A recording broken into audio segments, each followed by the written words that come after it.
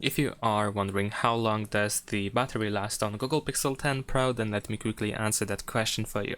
So the average battery time on Google Pixel 10 Pro is almost 10 hours. Now this data is according to gsmarena.com.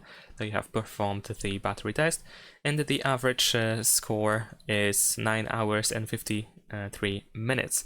So essentially, on an average use on a daily basis, on this phone you should be able to, well, the battery should last for almost 10 hours or so.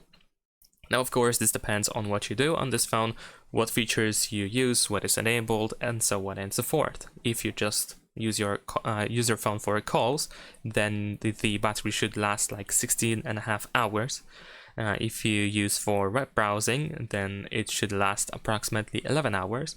For watching videos, 13.5 hours, and for playing games, just 5 hours or so.